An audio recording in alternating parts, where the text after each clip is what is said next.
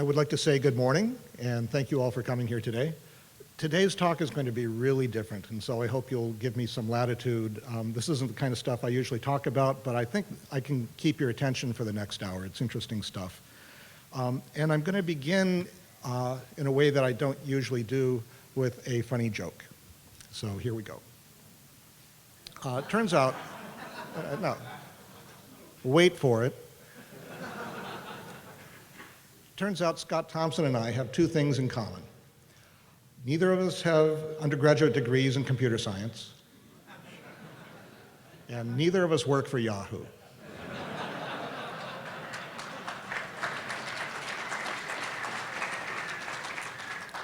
So I'd like to tell you a story. Way back in the 20th century, before maybe a few of you were born, some kids at the University of Illinois at Urbana-Champaign created a multi-web or multi-internet client. This client could speak WACE and Gopher and FTP and Finger and World Wide Web. They added an enhancement to World Wide Web called the image tag, which allowed web pages to contain pictures. And at that point, the web turned into something really interesting. There were a couple of guys who were working about the same time at the University of California in San Francisco, which coincidentally is located in this very city. And they wanted to display some animated stuff in the Mosaic browser. And at that point, they hadn't figured out how to add that stuff to Mosaic. So they hacked the embed tag. And the embed tag allowed them to run a separate application, and instead of having that application be launched by the browser would provide a rectangle in which that application's content could be shown on the web page itself. That was an okay thing. They then went and got a patent for it. And it took a while to get the patent, but it was finally awarded. So what do you do when you get a patent? Well, you try to shake down people with your patent. So they went to Microsoft and said, you need to give us a whole lot of money. And Microsoft wrestled with them for a number of years. And ultimately, at the very end, Microsoft lost and was forced to settle with them. Thus emboldened, they decided to go after a whole lot of other companies and shake them down as well. Because they were claiming that their embed tag patent was much broader than just one tag, that it actually covered all innovations that allowed for interactivity in the web browser, including JavaScript. So everything that we're doing and will ever do in web browsers was their idea, and we needed to pay them handsomely for it. So they went after all of these companies and were demanding big bucks from them. And some of these companies, you might be surprised, like Frito-Lay, they were going after everybody. And after they finished with these guys, they're going to go after everybody else. So if you're a patent troll, you might have some flexibility as to what venue you're going to sue people at. If you are technically right and have a really strong case and can express it well, you probably want to try it in California, because juries here tend to be well-educated, tend to be technologically savvy, there's a good chance that at least one of the jurors will understand what happened and will be outraged at the wrongdoing, and you'll probably get a really good judgment. On the other hand, if your case is not that strong, then you probably want to be in East Texas. Because the jurors there tend to be much less educated, technologically naive, and assume that since someone brought stuff to trial, they're probably right. And there's a good chance they'll find in your favor. So in February of this year, everybody convened in Tyler, Texas. And, or not everybody, a number of the defendants dropped out. They decided to settle, and there were good reasons to settle. For example, Apple settled because the facts of the case were the same as they were for Microsoft, and Microsoft, after a long, expensive struggle, lost. So what likelihood is it that you're going to do better in East Texas. So a number of the defendants decided to settle with the troll and left.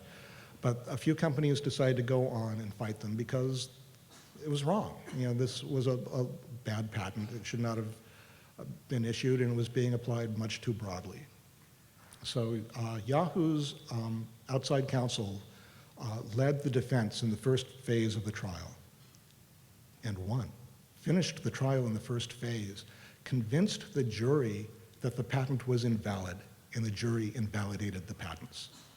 That was a huge victory. That was great for us, because if they hadn't done that, they would have gone after the rest of you, and they didn't. I was never prouder of Yahoo than at that moment, that Yahoo had stood up to the trolls and won. That was a great thing. So after that, I wondered, well, what should we do next? I mean, we had this close call. It could have cost us hundreds of millions of dollars, maybe more, who knows, and we won. So what can we do from that experience to try to make the world a better place? I would have said, let's march on Washington. Let's get together all of our co-defendants, all the internet companies, everybody who has a stake in this thing, representatives from all of the open software projects, all the big ones, little ones, everybody will, and let's get Frito-Lay to come with us, and Playboy and everybody else. Let's make it fun. And we'll go to Congress and we'll say, we need relief from the patent system. You're killing us. This is not working. It's unconstitutional. This was supposed to be for the benefit of inventors, and it's not working for the inventors. It's working against the inventors, against innovation. That the state-of-the-art in software organization today is open source. That's the smart way we finally figured out to organize software projects. And the patent system is fundamentally incompatible with open source. And so I would recommend to Congress that they pass legislation which would compel the Commissioner of Patents to review and revoke all software patents.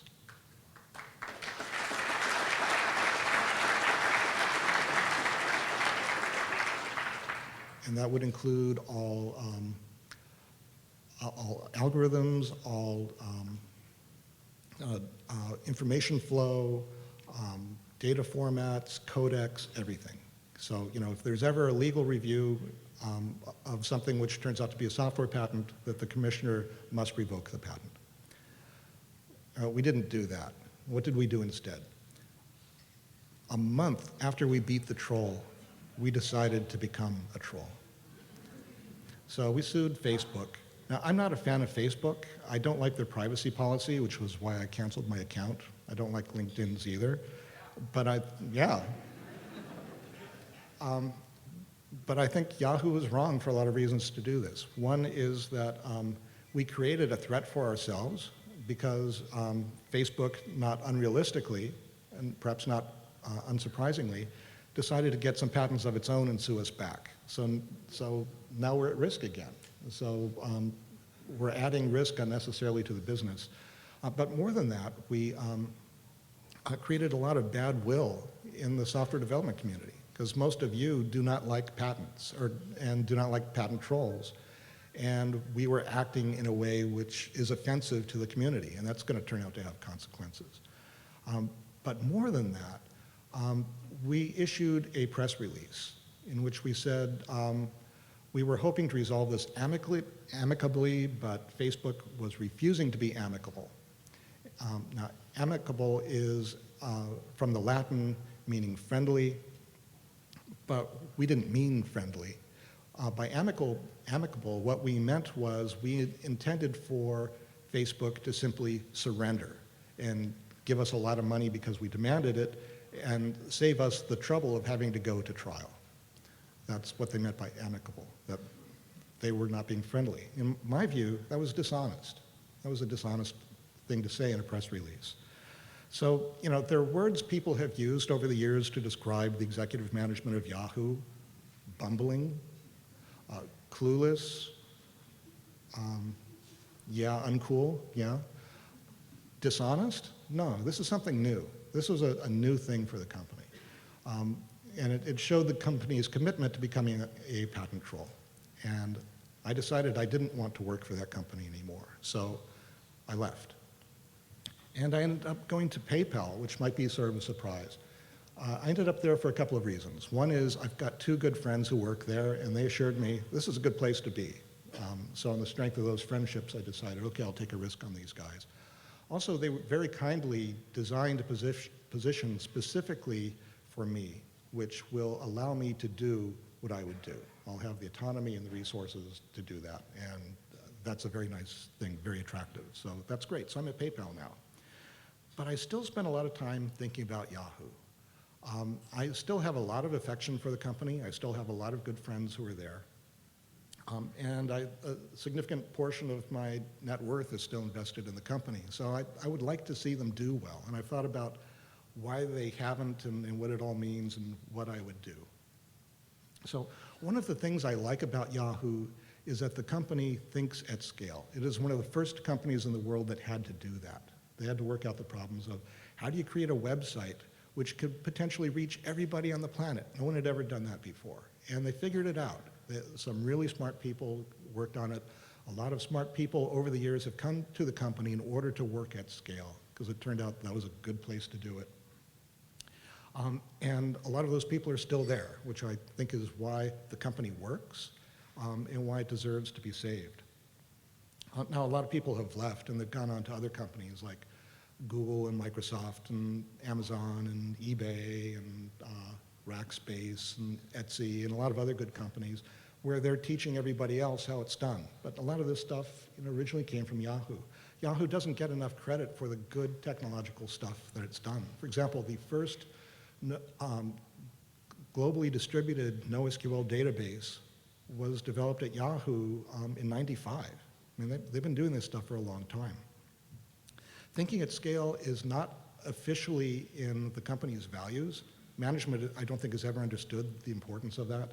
But a decade and a half of really bad management has somehow not eradicated that from the company culture. So the company's been in turnaround for going on 7 years. I joined the company 7 years ago, just as the first of the turnaround started. CEO Terry Semmel at my first all-hands meeting apologized for the decline in the company's stock price and was promising that next quarter they were going to turn it around.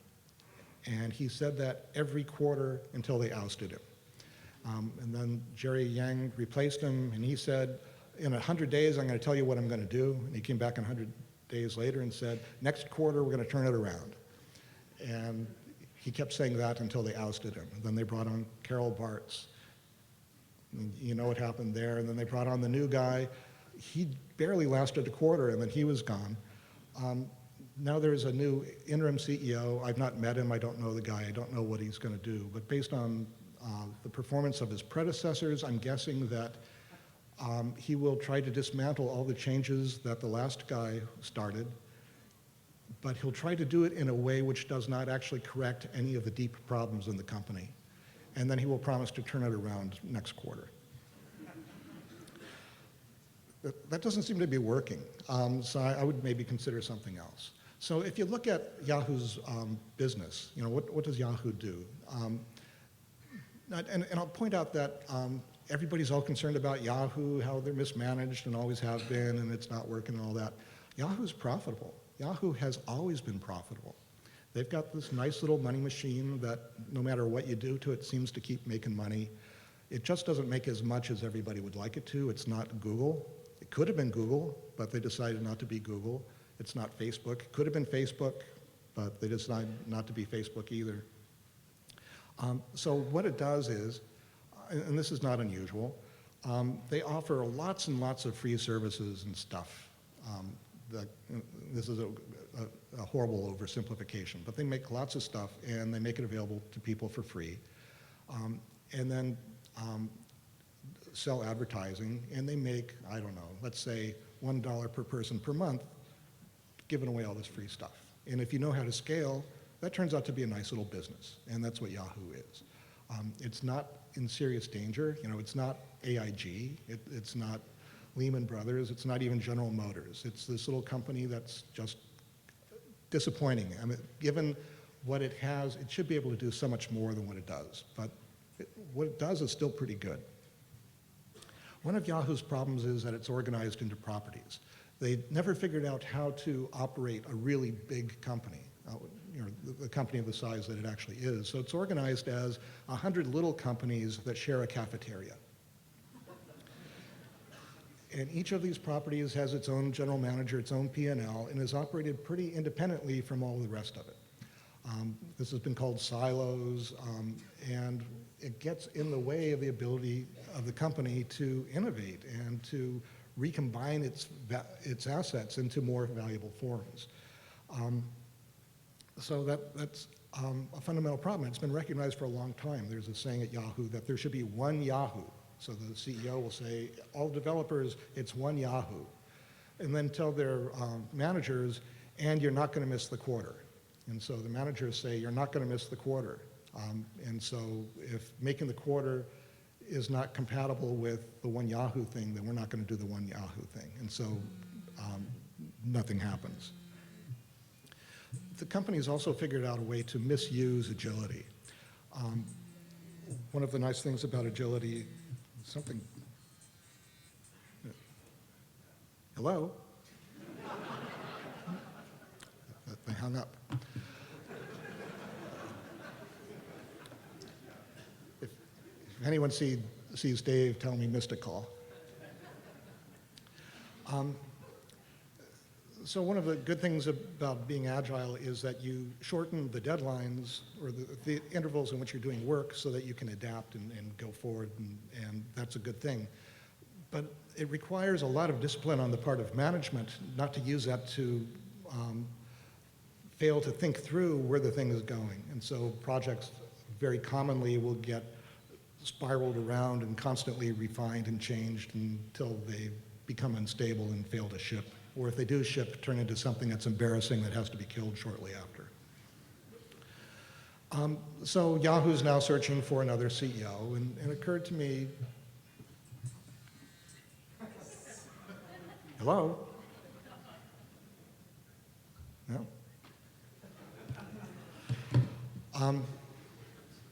Okay, so what would I do if I were CEO? I don't expect this is going to happen, but just thinking out loud, what would I do with the company? So should tell you a little bit about myself. I do not have a degree in computer science. I do have a degree in broadcasting from San Francisco State University, which coincidentally is located in this city. At the time I was there, they did not have a computer science program, so that's why I didn't get one. We were beginning an information science program there, and I actually worked for that program for a while, but I did not get a degree in it. Some years later, I started a company called Electric Communities. I was the first CEO and the last CEO, and we did a lot of interesting things. We developed a fully distributed, highly scalable 3D avatar world many years before Second Life. We worked out a model of capability security, which is now being used to improve JavaScript and turn JavaScript into a secure programming language. We were one of the world's first companies to do AJAX. We were doing highly interactive JavaScript applications in 2000. On the other hand, during the company's most interesting phase, I was not the CEO. I hired another guy to be the CEO. He was really smart and helped us to grow. So you could say I don't have experience at growing companies. We did not survive the dot-com bubble collapse. Yahoo did, we didn't. And Yahoo is about 100 times bigger than my company was. So, maybe I don't have any experience and I don't know what I'm talking about, and that's all probably true. But this is what I would do. First, I would tell the street that I'm not going to fix it next quarter, that it's going to take some time. So we're going to take a year and do some rebuilding. I expect that revenues will be down while we're doing that, and that's just the way it's going to be. The street will not be happy to hear that and will probably hammer our stock price. But on the other hand, when you tell them that you're going to do it next quarter and you don't, they hammer you anyway. So let's try telling them the truth and see how that works. We've tried everything else. I would optimize for customer value. So one of the things that Yahoo pioneered was the bucket test, where we could give a different experience to some tiny fraction of our audience, and we would look at how they react to that and decide if we want to make that change for the whole site. And one of the benefits of being Yahoo is that the audience is so big that it's statistically significant, even at that tiny sliver, so that's really good. So we're constantly looking to improve the value of the site. Now, there are a couple of ways of looking at that value. One is we want to increase our ability to monetize, and the other is we want to increase the value to our customers. And sometimes those are compatible, but a lot of times they aren't. So given that choice, we always decide, let's go for monetization. Let's get the quick buck. And every time a CEO says, and we're going to increase revenues and turn it around next quarter, what they mean is, let's push that dial over harder that way. And it keeps going over hard. And one of the consequences of that over a long time is people get annoyed that they recognize this value, the site is not creating a lot of value for me, and it's just in my face all the time and annoying. And some people leave, and generally they tend to be younger people and tend to be more technologically savvy people. And after a while, the company notices this and goes, oh no, the hipsters are leaving us, what's going on? We're not hip enough. And so they start wearing their caps backwards and pulling their pants down and, you know, we're hip, hey, come back, see? We're not stodgy. Completely missing why people are leaving. So if I were CEO, I'd say, okay, for a while, we're going to turn it back over this way, way too extreme, but I want to start building value for the customers. I want to give them a reason to come back and to engage with the company and try to rebuild some loyalty. It's going to cost us a lot in the short term, but I think it wins in the long term. Also, I would try to create a culture of excellence. Yahoo doesn't have that. It has pockets of excellence. There are some teams who have set up their own values. For example, the YUI team, I think, is an excellent team, and they've been going after excellence for a long time, sometimes not appreciated by their management, but they've done good work. Some of the best JavaScript written on the planet is coming out of that team. I would try to make that a universal value over the whole company. Everything we do from now on is going to be excellent. We just need to do that. I would bet the company on, or I would fork Node.js. Node.js is a great thing, and I would bet the company on it, but I would not bet the company on Joyent. I see Joyent doing some stuff which is amateurish, maybe a little childish, so I would fork it. And I would then give that back to the community. And it would be industrial strength and secure and designed to operate at Yahoo scale. And we'd make it available for everybody for free. I think that'd be a good thing. I would de-silo the company. So right now, some of the properties are vertically integrated. They've got their own development teams and their own technology development. They're developing their own platforms. They do it all. But that doesn't work with the one Yahoo thing. So in this rebuilding year, I would restructure so that all software development will be centralized, providing development services to the properties, and I would re-implement all of the properties immediately in the new Node.js structure, and do it as a set of combinable services so that we can finally mix and match and leverage all of the amazing assets that the company has.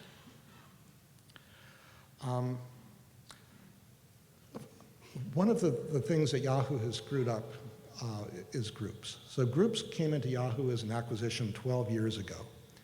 And if you go to Yahoo Groups today, you're basically looking at a 12-year-old website. It has not changed virtually at all since then. Now, it has been recognized many times over the last dozen years. This thing's old, we need to update this. And so a project will get started and some very bright designers will go look at it and go, okay, we're going to architect a new system or enhancements to this thing which will make it so much more valuable, but it'll get mismanaged and then we'll kill it. And then a few years later we do that again. And we do that over and over and over again. Turns out Groups produces a lot of revenue for the company. It produces a lot of loyalty because people are in those groups and will stay in them for a long, long time.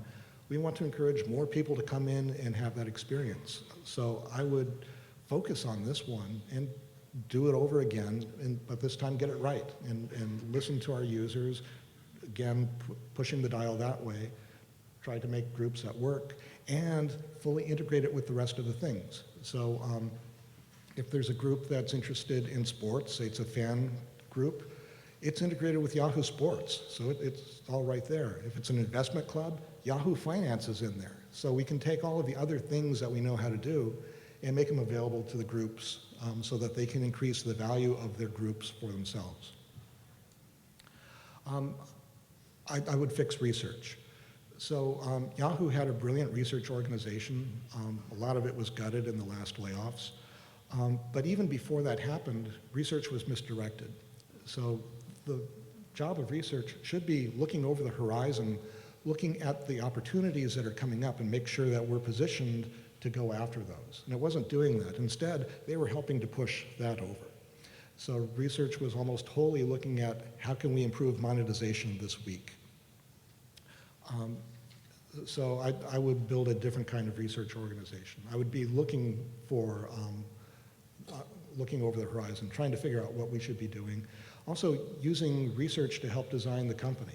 That I have in mind an organization, but I want research to figure out exactly what that organization should be. I want to look at what is the ideal structure for a company like Yahoo. It isn't a bunch of semi-autonomous properties. It's got to be something else.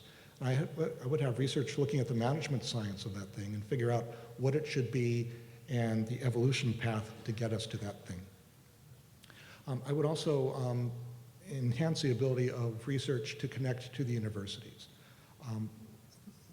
I would be trying to encourage research in the universities, encourage teaching of web as architecture at the universities. A lot of universities still aren't looking at that. They think it's not important enough or significant enough, but it is, and so Yahoo should be working there as well. And I would march on Washington. I mean, it's still not too late to do that. I think it is still worthwhile to get relief from the patent system.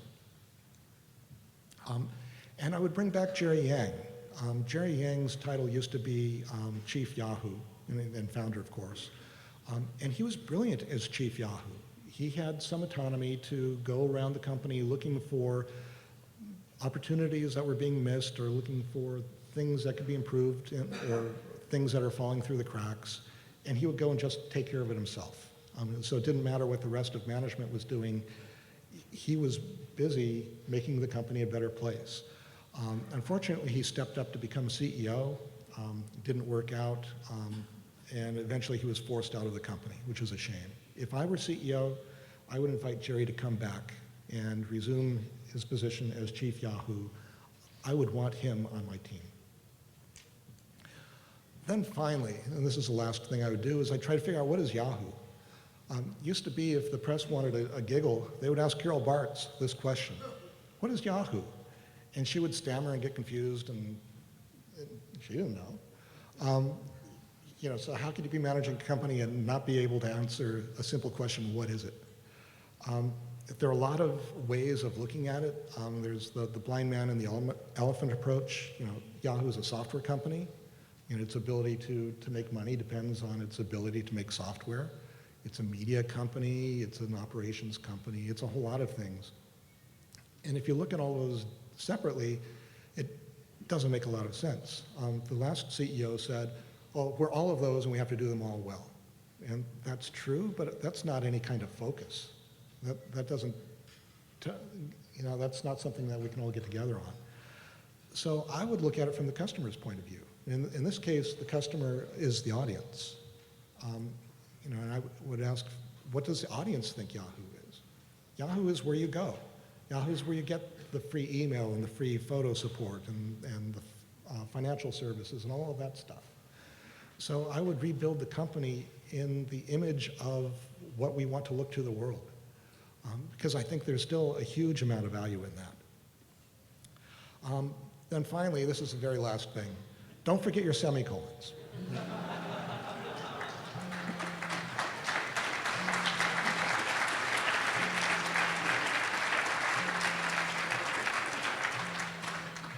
Thank you for your applause. It was slightly premature, but thank you, and good night.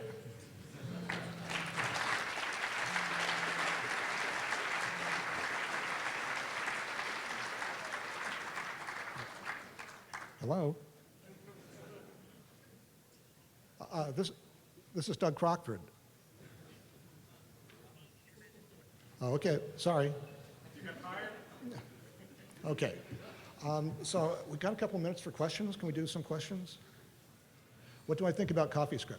I love CoffeeScript. I think CoffeeScript is a brilliant experiment. It shows that if you take just the good parts of JavaScript and put a much better syntax on it, it's a really lovely programming language. I wish JavaScript looked a lot more like CoffeeScript. That said, I would be careful where you use CoffeeScript. I think it makes a lot of sense for experimentation, for prototypes, for one-offs, for hobbies. I would not use it in production. It's not a fully baked language. It's not a standard language. It's unfair to require everybody who might come after you at that job to learn this thing because it's not a mainline thing. So you just don't use it in production. But I highly recommend that everybody learn it because there's a lot of stuff the language can teach you. Okay, so I guess we're done. So have a great show today, folks. Thank you.